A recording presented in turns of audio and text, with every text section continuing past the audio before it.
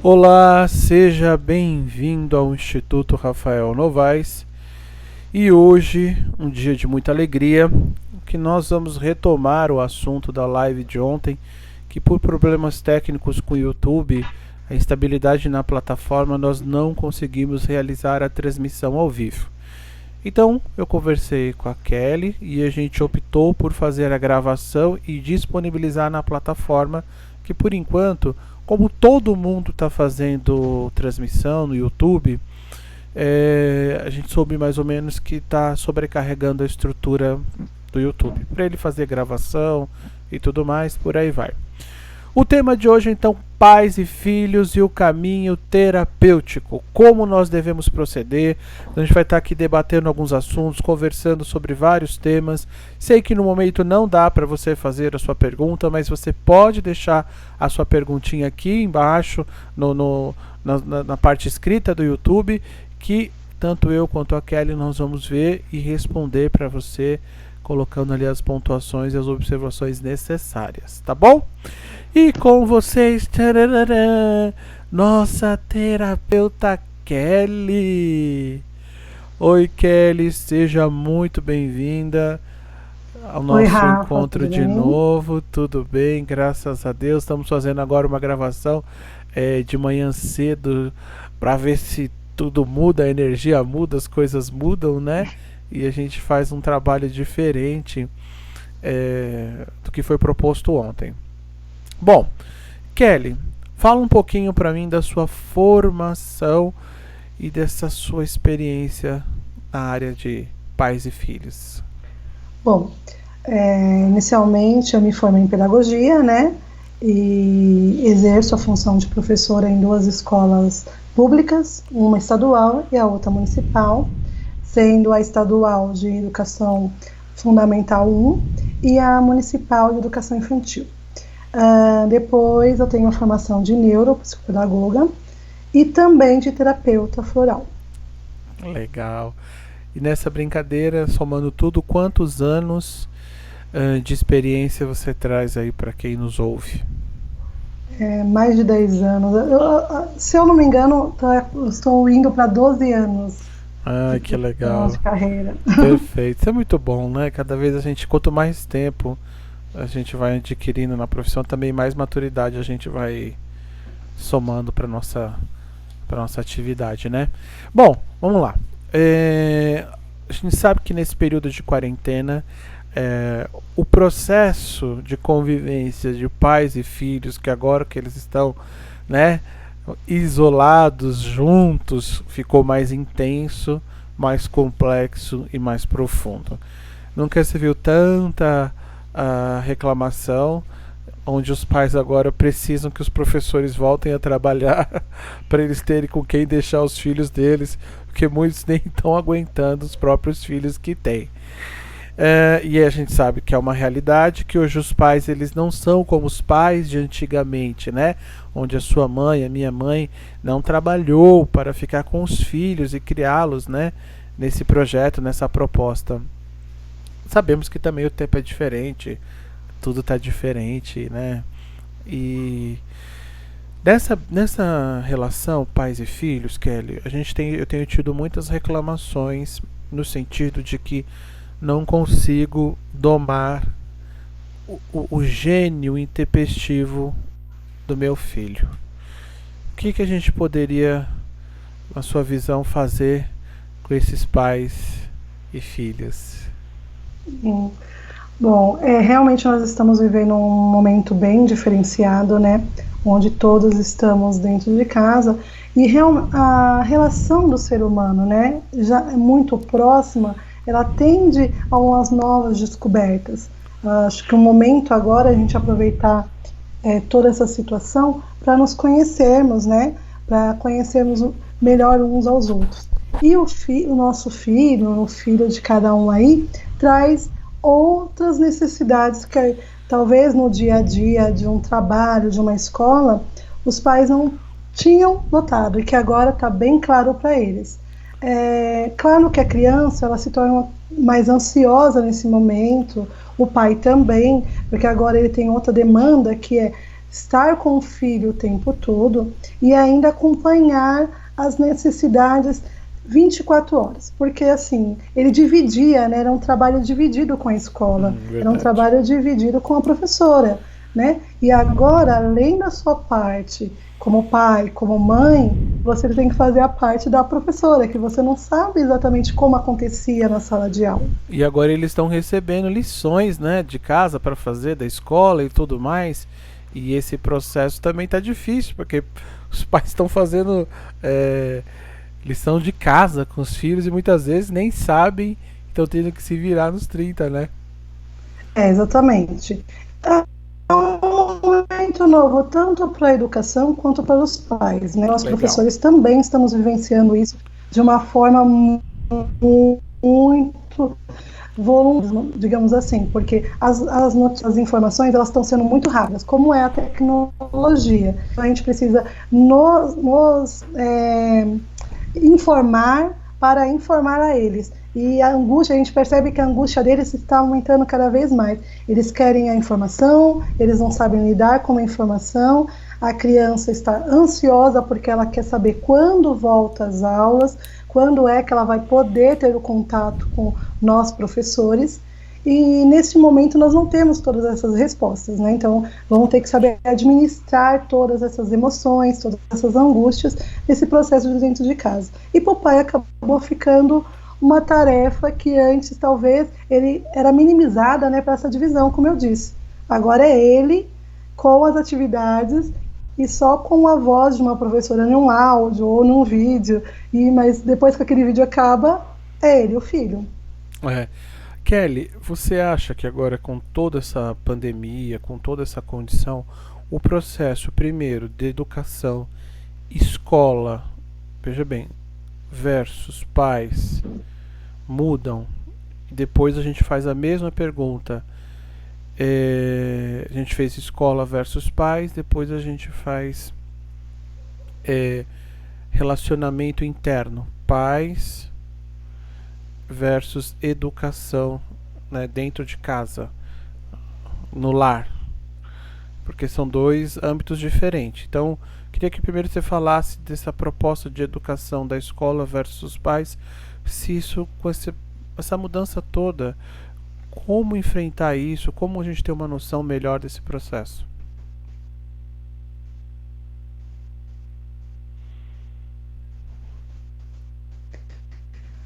Que está difícil esse momento, escola e pais, ele está cheio de informações que nós não sabemos.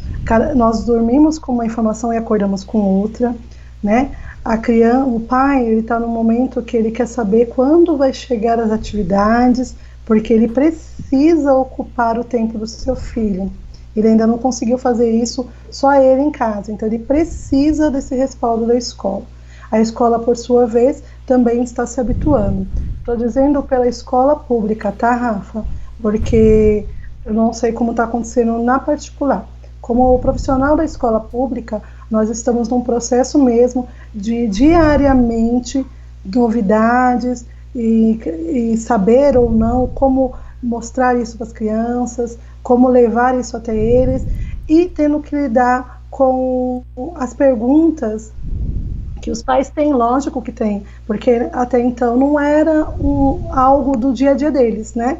Então, realmente essa questão escola com pai, eu digo por mim, né? Nós estamos criando várias formas de ficar mais próximo desse pai, seja por uma rede social, seja por o Classroom, né? Que agora virou uma novidade para alguns e que já era usado em algumas escolas particulares, mas que virou nossa sala de aula, que é a nossa sala de aula virtual. Então esses pais, eles precisam aprender a mexer nessa sala, eles precisam conduzir essas crianças, né, os seus filhos, ao mesmo tempo eles precisam ter a resposta do professor. Então assim, acho que nesse momento nós estamos começando a aprender realmente a trabalhar juntos.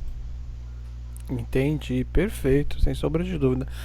É uma mudança mesmo é, no paradigma da estrutura da educação, né? onde a escola está precisando se reinventar no seu processo de ensino, né? E os pais, como sempre, também precisam acompanhar essa dinâmica de trabalho. Agora, quando a gente vê também a escola se adaptando a esse caminho de educação, a gente também tem uma segunda vertente quando são os pais e a educação que esse pai promove dentro do lar. Né?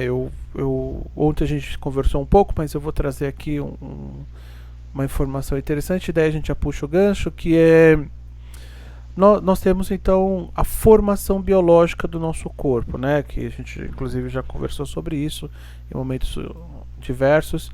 Nesse processo de formação biológica do corpo, a gente tem então que é a dificuldade dos pais de entenderem. A gente tem 23 pares de cromossomo de um, 23 pares de cromossomo de outros. Na concepção, forma-se então a criação do bebê, e dali tem uma herança genética que traz não somente a fisiologia do corpo, mas a questão comportamental que os pais trazem, né? Nós terapeutas, a gente está cansado de ver tratamentos de constelação familiar, tratamento para reconciliação com os antepassados. Por quê?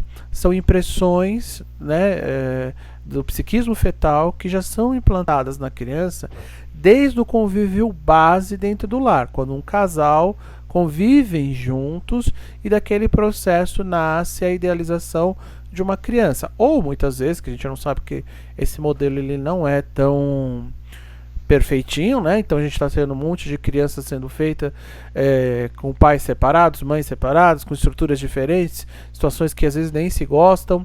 Ou seja, a influência psíquica é armazenada na formação genética daquela criança. Quando a criança então cresce, ela começa a se desenvolver, ela traz na sua estrutura a idealização pelos pais, né? Como eu citei ontem, tão forte, tão mais forte, por exemplo, do que a ideia de Jesus dentro da cabeça de uma criança, porque é aquela referência de hiperproteção. E as crianças, para terem a atenção desses pais, elas seguem os modelos que eles se perpetuam. Porque se a criança seguir exatamente o que o pai quer, ela vai ser elogiada, contemplada, amada, e nesse processo ela tem o carinho de troca e forma-se os elos. Eis a grande questão: pais e mães problemáticos. Quase todas as vezes que nós vamos atender uma criança em consultório, gera-se então uma confusão, às vezes um pouco difícil de lidar, porque os pais trazem os filhos para serem tratados, porém acabam que eles primeiro precisam ser tratados. Eu sei que você tem experiência com escola, que lidar com pais. Como é a dificuldade que você já percebeu? Relata um pouco para a gente da sua experiência dos pais que têm dificuldade de aceitar que seus filhos são problemáticos em decorrência do comportamento que vem deles. Difícil, porque até então, quando você convoca um pai na escola, ele vai preparado para ouvir os problemas, né, ditos dos filhos deles. E quando numa conversa você percebe que aquela criança só está reproduzindo um comportamento que vem do próprio pai ou da mãe, e deixa claro isso para o pai, ele se assusta, né? Porque ele diz, não, mas o meu filho não é assim, né? O meu filho em casa, ele faz, ele é super... Eu achei que o meu filho ficava assim, quieto porque ele não gostava de determinado desenho, determinado, né, situação. E quando você expõe isso de uma forma que o pai começa a fazer ali na sua frente uma autorreflexão, e você começa a perceber na conversa com o pai que a criança está reproduzindo um comportamento que é familiar, que é ou do pai, de uma personalidade que vem do pai, de uma conduta que vem do pai ou da mãe, o pai fica meio assustado, sim, né? Em primeiro momento ele tenta negar, não, isso não acontece, né? Não, professora, eu tô achando, parece que você está me falando de outra criança. Eu ouço muito isso. Quando você está falando, professora, não parece o meu filho, né? E a gente esquece que essa criança, ela está no meio social, né? Como o pai tem o trabalho, tem os amigos, né? A escola é o meio social dela. Sim. Então ali, aquela personalidade, aquelas vontades, aquelas medos e angústias, eles saem para fora. Não tem como você segurar por muito tempo, né? Não tem como você usar uma máscara o tempo todo. Você consegue, por um tempo, às vezes, ignorar algumas situações. Mas no decorrer do ano, a criança sim vai demonstrar os seus sentimentos em alguns momentos e o pai é pego de surpresa quando vê que o seu filho tem uma atitude mais agressiva quanto a alguma coisa ou negativa em relação às outras. Eu vejo muitos rostos assim, meio descrédulos do que a gente fala no momento, viu, Rafa? Eles ficam muito assim. Mas o legal é que vão para casa pensando e numa próxima reunião, num próximo momento que a gente possa ter, eles já vêm com outro tipo de conversa, com uma outra entonação na voz, porque aí eles passam a ver o que a gente aponta ali com uma delicadeza, né? Com respeito à criança, ao pai, e aí ele começa a ver o seu filho de outra forma. Perfeito. Sem sombra de dúvida, é perfeito mesmo. E muito interessante. É difícil os pais reconhecerem que parte deles, o exemplo do que é a idealização. Eu sempre falo, cursos, palestras, essas coisas assim. Os filhos, a gente tem uma geração que é da nossa para baixo, que os pais eles estão com dificuldades de serem pais, né? Por N questões da vida, a sociedade está buscando tudo um mundo mais corporativo e a inclusão de filhos, algumas vezes inclusive gera até separações. Mesmo sendo programado, o casal não suporta 2 anos de casamento com o filho porque é uma rotina extremamente maçante, diferente. É lógico que ser pai, ser mãe é um processo de aprendizado, né? E deveria-se haver um curso de gestação e psiquismo fetal, como a gente já abordou em cursos, inclusive, que esses pais deveriam preparar o lar, preparar a estrutura, né, para receber essas crianças e formá-las com uma psicologia extremamente positiva. Qual é o grande problema? Que na atualidade as pessoas, os próprios pais não têm essa psicologia positiva. Eles vão repetir padrões de pensamentos, sentimentos e comportamentos que venham, inclusive, dos pais deles. Então a gente pega muito o pai assim, porque eu não tive nada, pai e mãe, né? Eu não tive nada, aí agora eu trabalho, eu tenho dinheiro, eu não quero que meu filho passe por essa privação, logo eu vou dar tudo para ele. Ele vai ter o computador dele, o videogame, não porque eu não tive e eu quero que ele tenha. Ou seja, a transferência da sua carência, do seu sentimento mal resolvido para uma geração descendente sua que também está criando e sendo formada de forma errada, porque em fase adulta essa criança vai trazer problemas, às vezes até antes. Então, a conscientização de pais e filhos nesse ambiente terapêutico nasce do princípio que o pai e a mãe tem que ser o modelo a ser seguido por esses filhos. Então, que tipo de modelo os pais estão exercendo, né? Que tipo de comportamento, atitude, movimento de educação? Aquele pai que, você errou, você é burro porque você não consegue, ou aquele pai que vai lá, não, pera aqui, vamos entender o que está acontecendo, vamos esclarecer isso aqui, você pode sim, vamos tentar até você conseguir, vamos minimizar. Quer dizer, há uma diferença muito grande, porque à medida em que os comportamentos desde criança eles vão sendo fixados na nossa mente, na mente da criança, ela vai se tornar realidade materializada ao entorno dela. Então a gente pega muito adulto com problema com dinheiro porque o pai diz que para ter dinheiro na vida você vai ter que suar muito, você vai ter que ralar muito, 2, 3 empregos para você ter dinheiro. Então a mente dele está condicionada, que se ele não ralar para ter emprego, ele não vai ter dinheiro. Então, o quanto que os pais estão disseminando aos seus filhos essa proposta negativa, né? De Muito, educação. né? Muito, né? E você tem visto muito a questão da educação dos pais. Que eu volto a falar dos pais, porque para a gente falar das crianças, as crianças são matrizes puras. Que estão sendo. É igual fita cassete, que tá pura, você vai lá e grava o que você quiser. Entendeu? Então, eu sei que elas têm uma personalidade em função, mas a personalidade só vai abrir em fase mais adolescente para adulto. Até então, é tudo que o pai e a mãe semeia dentro do conceito da criança. Não sei se eu estou falando errado. Não, é isso mesmo, Rafa. A gente vê muito essa questão. Eu não tive, né? Então eu vou dar para o meu filho o que eu não tive. Ah, professora, mas meu pai não foi assim comigo, então eu quero ser assim com meu filho. Mas nesse movimento, eu acredito que a criança acaba, o pai não percebe, mas a criança acaba ficando mais ansiosa. Porque é o seguinte, acaba se deixando o relacionamento, as coisas simples e com um verdadeiro valor, né? Que é o sentar, é o conversar, é o procurar saber como essa criança se sente diante das situações para suprir a sua ausência, né?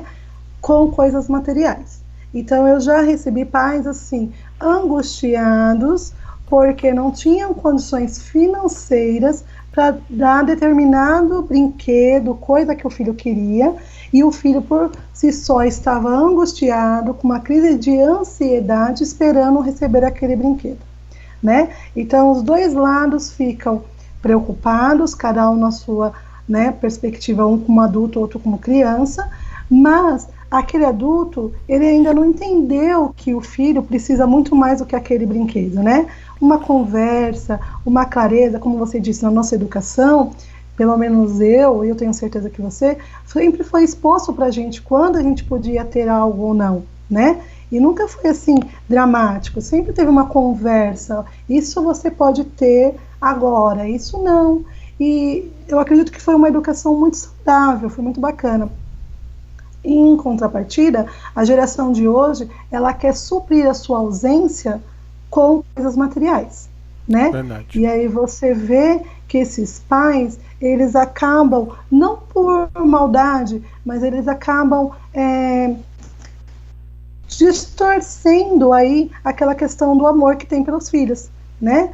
Quer dizer, tudo que você aprendeu com seu pai foi bom sim, vamos tirar a parte boa daquilo. A questão de você não ter tido os brinquedos caros te fez chegar aonde você chegou, né? Não foi a facilitação que tem hoje de tudo. Então, por que você não conta a sua história? A gente estuda tantos, né, psicólogos É igual aí. a. Desculpa te cortar, é igual chega assim, Páscoa. Aí a criança é uma só. Mas ela recebe ovo de Páscoa do vô, da avó, do tio, da esposa do tio, da tia, do marido da tia, do pai, da mãe. Quer dizer, uma criança está recebendo em torno de 7, 8 ovos de Páscoa.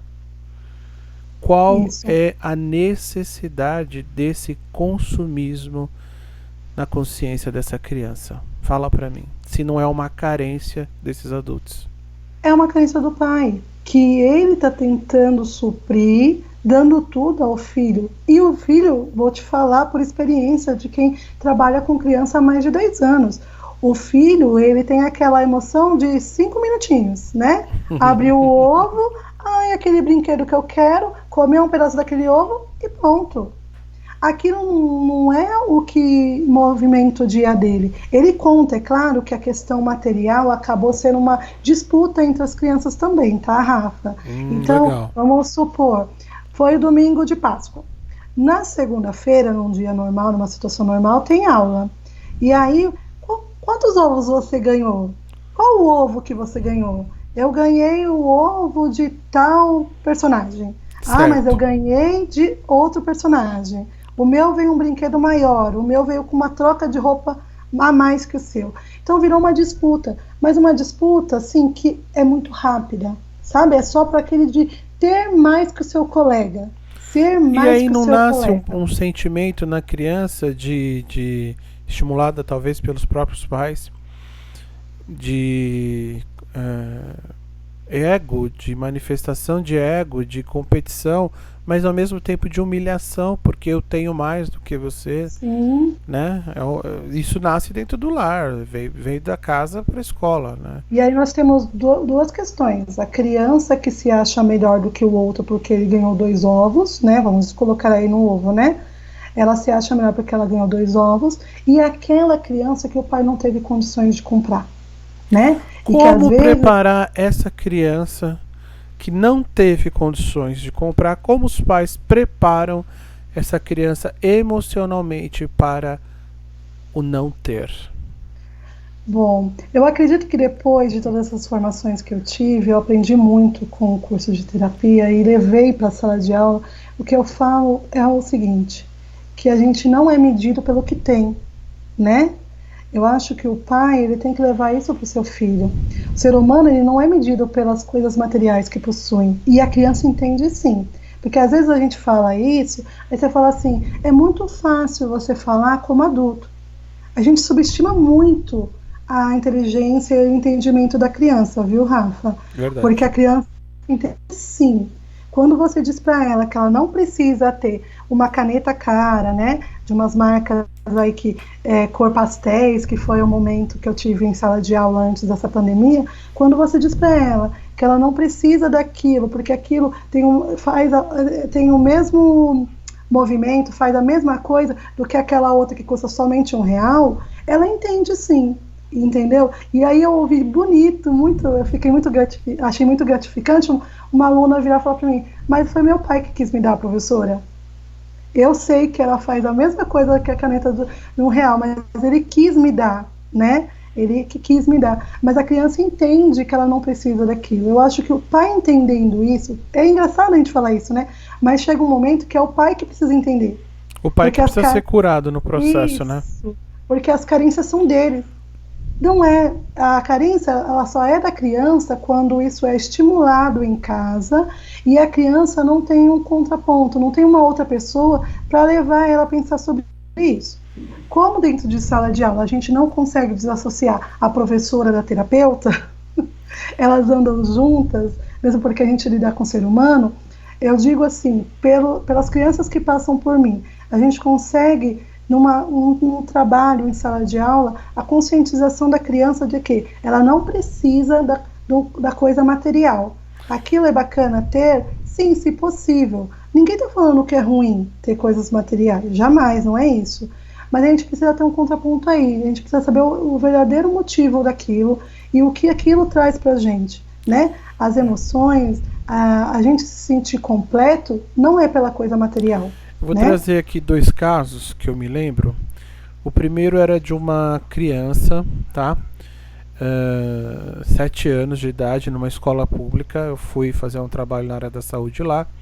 E a professora me chamou, ela falou, olha, eu vou perguntar para essa criança aqui, ela tinha 7 anos, o que você quer ser quando crescer?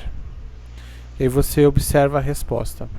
E aí chamou aquela criança, que por sinal é meio que parece que um estereótipo, né? Senta no fundão da sala, na última carteira, os mais bagunceiros. E aquele menino de 7 anos, ele já vinha gingando com o corpo, com uma estrutura bem típica já de um homem adulto, e que vinha né, praticava atos, né, criminosos, aquele perfil de postura, né, que a gente está querendo Uhum. dizer.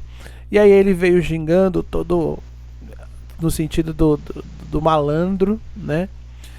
E a professora perguntou, fulano, o que você quer ser quando crescer? Eu quero ser traficante, professora. Ele tinha 7 anos de idade. É óbvio que na hora eu fiquei estarrecido com a resposta, né? Porque ele só está seguindo um modelo que ele tem em casa. O pai era traficante. Então o pai era o ídolo. Logo, ele quer repetir os mesmos padrões dos pais, né? Esse é um aspecto negativo de um exemplo. Eu vou trazer um outro aspecto positivo de outro exemplo, que teve um casal de pais que levaram o seu filho adotivo, eram 2 homens, levaram o seu filho para a escola e tal, ele já tinha mais ou menos em torno de 11 anos. e os coleguinhas da escola perguntaram para ele assim: quer dizer que você é bichinha? Né? Quando que você descobriu que você era bichinha? Os pais já muito bem orientados, muito bem conscientes do processo, já deixaram o filho embasado no que deveria ser feito. Essa criança respondeu para ele assim: e quando foi que você percebeu que você era homem? Né? Que diferença faz? Ou seja, quando a gente olha o processo de condução da mente de uma criança, ela é 100% os pais. Ela só vai ganhar autonomia de suas próprias crenças inicialmente na adolescência, mas também de uma maneira ainda muito distorcida e não clara. E fase mais adulta, 20 anos, que começa as grandes transformações, assim. Por quê?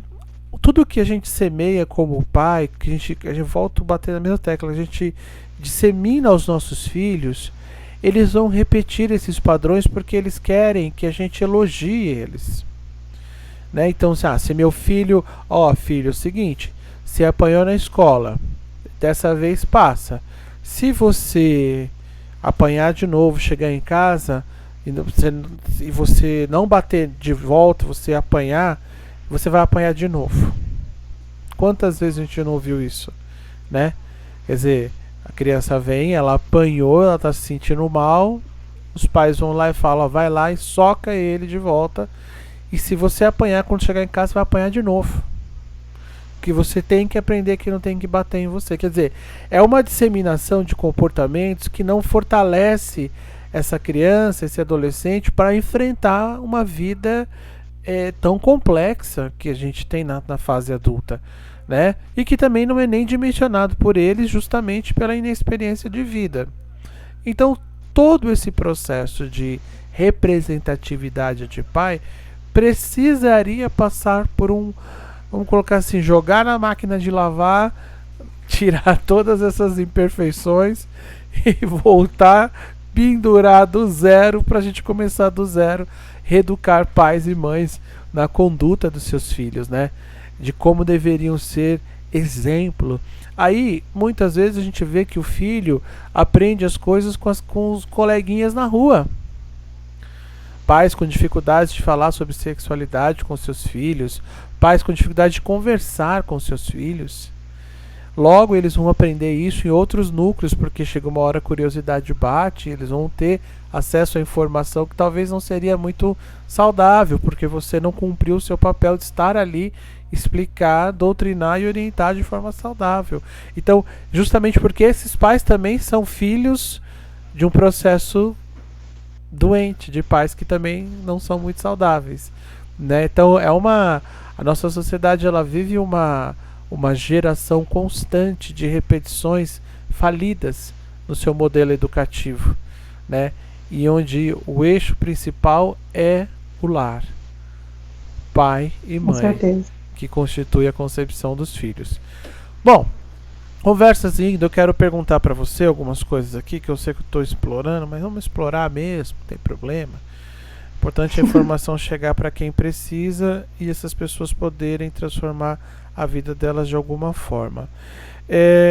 Que dicas que a gente poderia trazer para essas crianças, para esses pais que estão dentro do lar e que poderiam ajudá-los nesse processo de quarentena? É um processo bem diferenciado, né, que estamos vivendo. Eu diria que a rotina. A rotina, perfeito. Né? Muita gente tem preconceito com a rotina, com a palavra rotina. Temos preconceito com palavras como treino, né, enfim. Mas a rotina, para ambas as partes, tá, Rafa? Porque perfeito. Assim, nós temos que entender que o pai também precisa ter uma rotina, porque muitos dos pais também estão trabalhando em casa. Então eu vi em relatos de alguns pais, alguns colegas meus, que os dois estão trabalhando em casa. Então assim, uma rotina para ambos organizaria bem o dia dessa criança e desse adulto que também está ansioso, que também está preocupado.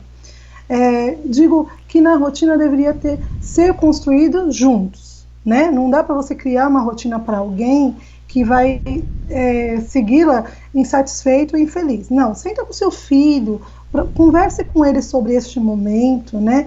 Mas aquela conversa mesmo de olho no olho, de procurar saber como ele está se sentindo. Eu acho que é o mais importante agora é saber como essa criança está se sentindo. Numa criança maior, você consegue saber o que ela já entendeu sobre todo esse processo. Procura saber o que ela está sabendo sobre tudo, porque não adianta você dizer que eu estou evitando a televisão, eu estou cuidando do celular, das redes sociais, para que ele não fique, né, ouvindo essas notícias ruins. Porque alguma coisa essa criança sabe sim. Então procura saber o que ele sabe, como ele está se sentindo com essas informações, se precisar, deixe claro para ele que você está aberto a conversar, né? Então, juntos, vocês formam aí uma rotina. Procura saber o que a criança gosta, porque aí cada família tem a sua própria organização, né? Então, a gente pode dizer assim, uma criança que tinha a rotina de ir para a escola, coloque um horário nessa rotina das atividades que estão vindo, né, online. Então, vai ter um dia lá que tem um vídeo, uma lição que a professora postou. Então, estipule com a criança qual é o melhor horário. Você quer fazer essa atividade de manhã, à tarde? Entre essa atividade ou outra atividade, o que a gente pode fazer? Jogar? Eu acredito que a gente tem que procurar, neste momento, Rafa, fazer muitas atividades juntos, né? As que dão para fazer juntos, fazer muito juntos. Fortalecer esse elo, né? Isso, fortalecer esse elo de pai e filho agora. É uma oportunidade única. A gente precisa ver também pelo lado positivo de tudo isso, né? Aquele tempo que você fala assim, nossa, eu trabalhava tanto que eu não tinha tempo de brincar com meu filho. E tem um detalhe, claro, né? Quando perde, desculpa cortar você, quando perde, né? Ficam desesperados porque perderam, né? E, ai meu Deus, o que eu faço? Agora o filho morreu, eu estava aqui com ele e ele não, né? Eu não fiz o que deveria ter feito, eu não fui um bom pai, uma boa mãe, e começa o processo de dor, né? É perfeito as suas observações. A gente realmente, eu acredito que as crianças precisam ter rotina mesmo. Né? E aí, tendo uma rotina, também a gente consegue diminuir a ansiedade de ambas as partes, né, Rafa? Quando a gente fala de criança, o maior ainda consegue, dentro do que ele gosta, de um filme, de um videogame, de um livro, ele vai conseguir organizar essa rotina mais facilmente com o pai e com a mãe. Uma criança menor, ela tem um tempo de atenção também menor, né? Então, ela precisa de uma rotina exatamente para estipular várias atividades, mas não atividades que deixam a criança mais ansiosa ou angustiada. São atividades que possam fazer com que ela gaste energia, porque nesse momento gastar energia tanto para o adulto quanto para a criança também é necessário, né? Seja com um exercício físico para o adulto, seja com uma brincadeira que faça a criança se movimentar, jogando bola no quintal, né? Fazendo um jogo dentro de casa. A gente tem várias opções aí que você pode fazer até no chão da sua casa. Tudo isso ajuda a diminuir essa ansiedade que a criança tanto tá, de ver seu amigo, de ver seu professor, de ver aquele avô que tinha mais contato, né? Acho que a rotina seria um bom começo. E a terapia floral de Bach para crianças? E aí, como que você indicaria, qual é a sua visão e percepção desse recurso, desse momento para as crianças e para os pais, né, que também precisam? Bom, terapia de florais, né? O que a gente pode falar? No meu ponto de vista, como uma pessoa que estuda e vou continuar estudando sobre, maravilhoso, né? Os florais, eles trabalham dentro das energias, né? Então a gente tem que entender que nós somos um ser energético. Aí vem uma percepção além do corpo biológico, né? Que você já explicou, vem das nossas energias. Então, em cada momento, nós emitimos energias diferenciadas. Se estamos com medo, nós emitimos uma energia de medo, de ansiedade, né? Outra energia. E as flores, né, que é no caso usar as plantas florais, elas também têm, como qualquer ser vivo da natureza, elas também têm energia. Essa energia das flores se encontram com a energia do seu corpo, elas ajudam aí numa organização das emoções, das nossas próprias energias. Então eu acho que é perfeita para esse momento. Quem puder, tiver como ter acesso aos florais, a uma terapia, que fique claro, Rafa, que esse floral não é aquele que você compra lá como se fosse, né, uma água e eu tomo. Não, isso com acompanhamento de um terapeuta, tá? Que vai estar conversando com você e vai estar sabendo as suas reais necessidades, porque você precisa expor, né, esses sentimentos para que o terapeuta saiba qual floral mais indicado para você. E você sabe que, inclusive, eu atendi faz uns 15 dias uma mãe que estava com a sua filha desesperada, com alguns problemas de ansiedade. E ela falou que comprou na farmácia, ela mostrou para mim, ela comprou na farmácia os florais prontos. Ah, esse floral aqui é de Bach pronto para ansiedade. Ou floral Saint-Germain pronto para ansiedade. Gente, a hora que a gente foi ler as essências, que eu fui explicar as essências que compunham aquela ideologia mágica, não caracterizavam, pelo menos 3 essências não caracterizavam o quadro da filha. Para quem não entende do processo floral, por isso que precisa da avaliação de um terapeuta, cada pessoa gera uma emoção diante de um desafio. Essa emoção ela pode ser positiva ou negativa. A negativa é justamente aquela que o floral vai atuar. Então, o terapeuta ele precisa saber identificar esse quadro emocional negativo que a criança ou adulto apresenta para fazer a prescrição minuciosa dos florais que vão atuar exatamente no problema daquela pessoa. E uma segunda falha, os florais não tratam doenças, então não adianta você comprar um floral para ansiedade, porque o transtorno de ansiedade é um quadro patológico. E tem um detalhe, você não é profissional da área da saúde, você não está capacitado para diagnosticar se o que a pessoa tem é um quadro de ansiedade ou não, e aí você está comprando errado, ministrando errado, e ainda está esperando um resultado, aquilo não vai dar certo, você vai se queixar que os florais não funcionam. Na verdade, é você que está fazendo o processo extremamente errado. Floral funciona. A gente tem casos, a Kelly sabe disso, que chegam pacientes surtados para a gente atender, a gente coloca na inalação, o paciente sai da crise. Questão de 10, 15 minutos, o paciente é praticamente anestesiado. Apenas flores e água. Acertando a dosagem certa, o paciente entra em equilíbrio, em questão de... O coitado tem até sono. Eles chegam aquele quadro... É interessantíssimo. Então, o poder que o floral tem de atuação na consciência e no corpo de cada pessoa é profundamente assertivo, desde que tenha essa orientação de um profissional. E com isso, é claro, esses pais, essas mães, essas crianças podem procurar a Kelly também, como também a mim, tanto faz, trabalhamos juntos, dependendo do nível da idade, eu já falo, passa para a Kelly atender, porque ela é mais capacitada do que eu, e a gente precisa encontrar a Kelly faz atendimento online, viu gente, quem quiser agendar com a Kelly, pais que querem conversar sobre seus filhos, entender melhor as condições que eles encontram, vocês podem marcar consulta com a Kelly, pode agendar, hoje está sendo tudo via online, Skype, por aí vai, vídeo, conferência, WhatsApp, isso aqui. A gente vai deixar os contatos dela também no vídeo e tudo mais, e quem precisar entre em contato comigo, que eu dou o contato dela também pelo instituto, a gente acha ela onde que for necessário, a gente acha ela, tá? Estou aqui. Para ela poder ajudar. Nossa conversa já deu 45 minutos, nem parece, né? Mas já estava 45 minutos. Se deixar, a conversa vai ficar mais extensa do que tudo. Acho que a gente conseguiu inicialmente falar das coisas mais necessárias, de alguns pontos de reflexão para a família, para os pais e tudo. E peço agora que você faça suas considerações finais nesse encontro, que vai ficar gravadinho aqui para a gente divulgar e ajudar as pessoas que estão passando por esse problema de pandemia. Tem toda a sua palavra. Obrigada, Rafa. Inicialmente, eu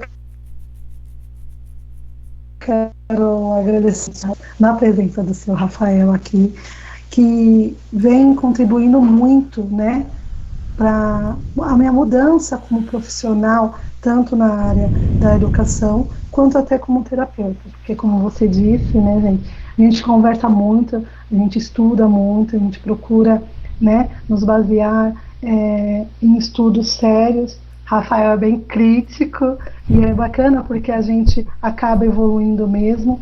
Então, eu quero agradecer a oportunidade. Isso é novo para mim. Espero que, junto com o Rafael, nós tenhamos conseguido passar para vocês algo que seja útil aí no dia a dia de vocês. E estamos aqui. Gratidão, Rafael. Gratidão a todos. Gente, muito obrigado por esse encontro. Não esqueçam de curtir, compartilhar, mandar para frente nas suas redes sociais. Outras pessoas podem assistir o vídeo, podem ser ajudados com essas orientações simples, mas importantes. Fica aí então nossa live Pais e Filhos, né, nesse momento de quarentena. Um grande beijo para todos vocês. Até nosso próximo encontro, a nossa próxima live. E se Deus quiser, a gente vai conseguir resolver esse problema de transmissão. Um grande abraço, tchau, tchau e até mais.